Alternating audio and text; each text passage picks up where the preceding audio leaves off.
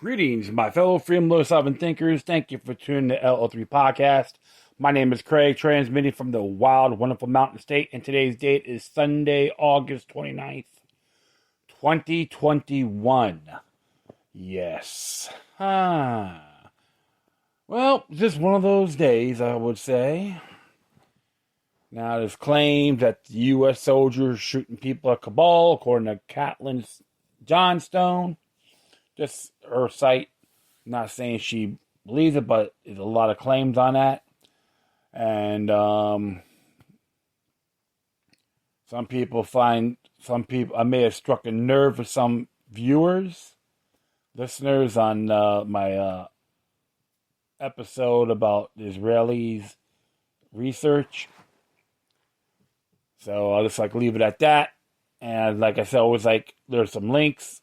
And I know some of it's from past articles from the Zero Hedge, but under Scribd, there's a link before that. You could just get that thing downloaded, and you can read the memo yourself on the whole their own research. And those are great amount. I'll say about at least 25, 30 researchers, doctors, and all that did attest to that. Israeli doctors. That's very interesting. So that's why I read it afterwards. I'm like, wow.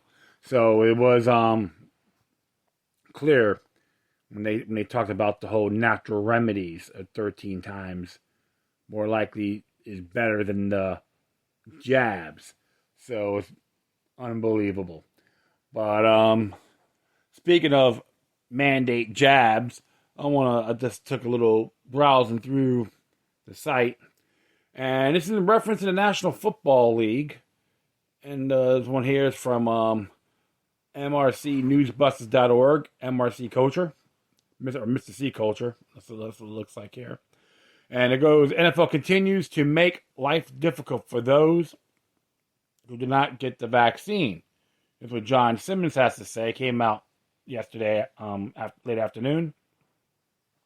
Imagine a world in which a professional athlete in peak physical shape could be ridiculed and punished for not taking an experimental vaccine for a disease with a minimal death rate. Sounds too ridiculous to actually happen, right? Well, not exactly. Bills wide receiver Isaiah McKenzie and Cole Beasley already have been punished by the NFL under its ridiculous mandates. On Thursday, the NFL fined Beasley for an infraction, with the star wideout saying on Twitter that he was disciplined for not wearing a mask for literally 5 steps from the entry door to the locker room after wearing it the whole day. He did not disclose how much the fine was, but made sure the public knew he was less than impressed with the decision. And of course, there's a report on that from The Athletic on there by Matthew Fairburn, and of course the tweet by Cole Beasley. So McKenzie was fined $14,650 with the NFL criticizing him by saying in a letter, your conduct potentially compromised not only your safety but also the safety of others, as well as the league's ability to ensure that your club's training camp is conducted in a safe manner. The NFL has gone far overboard in creating and enforcing mask mandates. In June, the NFL said that vaccinated players will only have to get tested once every 2 weeks and will not have to quarantine if exposed through contact tracing, while unvaccinated players will be tested every day, will have to quarantine if they come into contact with someone who had COVID. And I think that's absurd. Just wait. But before I'll proceed, what kind of testing are you going to be doing? If it's the PCR test, to have those nasal swabs into your confounded nose has been totally inaccurate. Plus, the CDC is going to terminate that program by on December 31st this year. And of course, there's claims to some of the swabs that contain EO. I think it's called EO. I just got the name of the. I know it's an oxide, but they use that for antifreeze. So I'm just like, wow. So now, it sounds absurd. Just wait. The fines for violating the NFL's protocol could average $14,650 per infraction. That includes an unvaccinated player attending an indoor bar or nightclub or attending an indoor concert or entertainment event. A fine up to $550,000 applied to more serious violations, such as players failing to cooperate with an investigation into protocol and compliance. So it looks like they want to try to compromise regarding rights here. In July, the NFL announced that if a team has COVID-19 outbreak amongst individuals that had not been vaccinated and causes the game to be postponed and unable to be rescheduled, the team will affected personnel will have to forfeit the game. But wait, it gets better. On Wednesday, the Washington Post published an article titled, "For NFL teams with unvaccinated quarterbacks, this could be a long, complicated season." It's okay, buddy. Yeah, that's my boy Luke out here. Just hanging out, making sure we're pretty cool. This piece had all the undertones of discriminating against quarterbacks who have not gotten the COVID-19 vaccine. The article heightened how Cam Newton of the New England Patriots, Kirk Cousins of the Minnesota Vikings, and Lamar Jackson of the Baltimore Ravens all have run into trouble with the league's COVID protocols and are apparently risking the well-being of their teams. The author, Mark Maske, wrote that the competitive peril is the greatest for teams with unvaccinated quarterbacks, given risk of such a team being left without its most important players. What this means in normal English, quarterbacks get the vaccine regardless of how you feel because you'll let your team down if you don't. Oh, and by the way, if you don't, we will continue to make life miserable for you or anyone else who chooses to stay unvaccinated. Football athletes are some of the most physically fit people on the planet. They eat healthy, train for hours every day, and have vast medical resources at their disposal. Of all people, they should be able to fight COVID-19 effectively without taking a vaccine, let alone being punished if they don't. The NFL has turned into microcosm of what is happening in our country today. Segregation of good and bad people based on the vaccination status and beating into submission those who will not comply with their rules. Players who have not been vaccinated should stay strong and don't cave to the fear-mongering wackos running the league. If they don't want the jab, they shouldn't have to take it, plain and simple. And I have to agree on that completely. So, no arguments here by Mr. Simmons. Because one thing you got to look at, my friends, there's a lot of claims. Like even a great amount of these players, they didn't even vote on this. They just had a meeting, look at the contracts on these protocols, and vote it on in the conditions. Okay, that's what a union is. A players' association is a union representing the players within this league. And it looks like now the NFL has the audacity to do this conscriptively under management or owner's rights, whatever you want to call it, and which is totally absurd. Like, it has to be done if you like it or not. This is an example of a medical apartheid or medical Jim Crow. Okay, so we get like Jim Crow protocols for the National Football League, and even the National Basketball Association is following that herd too. But I was mocking these sports leagues anyway because with their pathetic kneeling and their communist fist in the air. But it's one thing I always tell people: when it comes to these areas, it has to be negotiated, and I oppose this boldly because one, it does conflict with Section 7 under the Nationalizations Act, coercion to employees, and plus, it violates Section 8A3 of that same act as well. And with the players, if the Players Association don't want to will say the officers of the Players Association, oh yeah, we're going to do this, you like it or not. That's called duty of fair representation.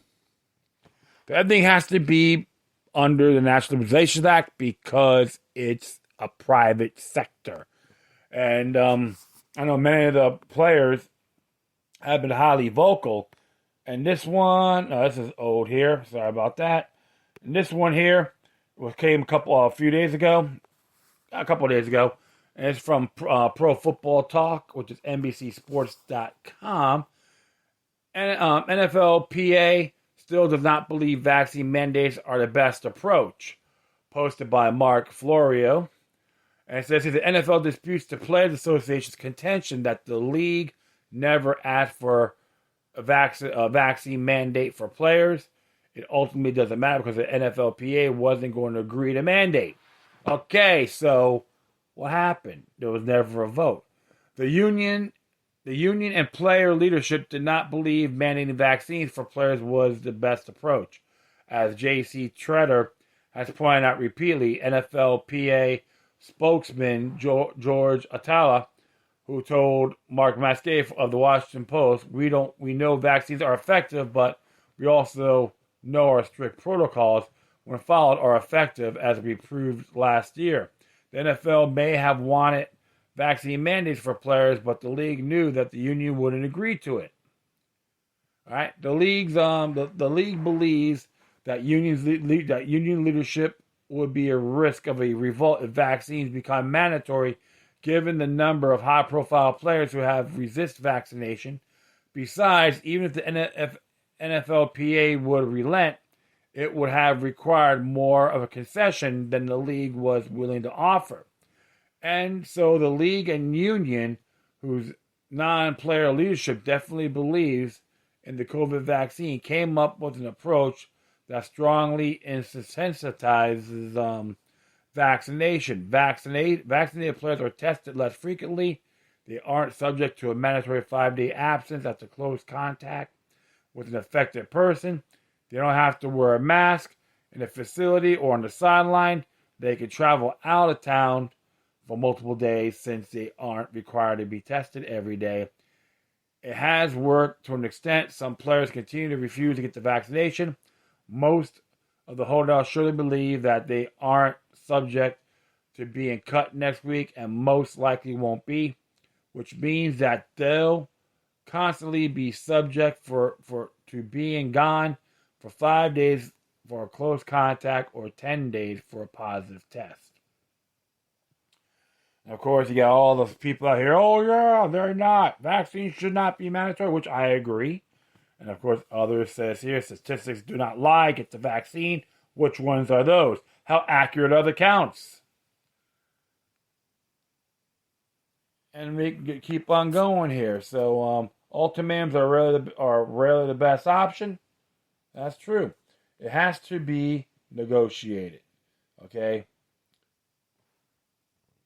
And this one here, league union cannot agree. Each team is independently owned and operated. What's from stopping a team from mandating all player personnel be vaccinated? Nothing. That's how it should be handled. Some players continue to think for themselves as the good one. History will judge this decision. Until then, we'll see what happens. I'm usually pro-union. This is really, really stupid hill to die on. Dark humor, pun intended.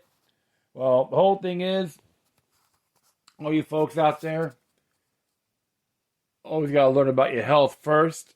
And it's been proven time and time again that there's no actual, reference material and an isolated COVID-19 virus. Okay, so it's been proven time again. Sorry about that. But one thing I tell everybody on this is more of about a control grid. Cui bono, who benefits? I support the players' decisions. Long they know the facts and the information about these vaccines. or some people call it gene therapy. You know, I tell people, do your own damn homework before running your mouth. Do it thoroughly without listening to those idiots on TV, these ads, by any means. Do your own homework, because, like I tell people, every infection has an Achilles heel or a flaw, whether it's done by nature or man-made. So that's how I look at it. What's your intake? And don't complain to me. Don't tell me to F off. I get inspired by that, by the way. All right, that will be it. I thank everyone for listening. Plus, feel free to download and share this throughout your social media networks. If you have any questions, comments, or send us on issue and check out whatever you do, please send your correspondence to Decorum. Furthermore, I'll leave the footnotes of these articles on my speaker page. And if you want to contact me, you can go to lookyourluck number 03 at protonmail.com. You can do a donation. You can go to paypal.me or cash.app/LookYouLuck number 3. Okay, and oh man, if you want to support Mr. C Newsbusters, that would be very cool. Hey, I support the players' principles, okay? We're all human beings here. And now it looks like more people may have been affected by the COVID jabs, and which is not that good. So, folks, I always tell people, do your homework thoroughly. And I say that in good faith. Once again, thank you for your time. Plus, always remember that demoniac resistance is healthy for the soul and can liberate humanity. Until next time, take care of yourselves. Keep on spreading the love. And may your guardian spirits be with you.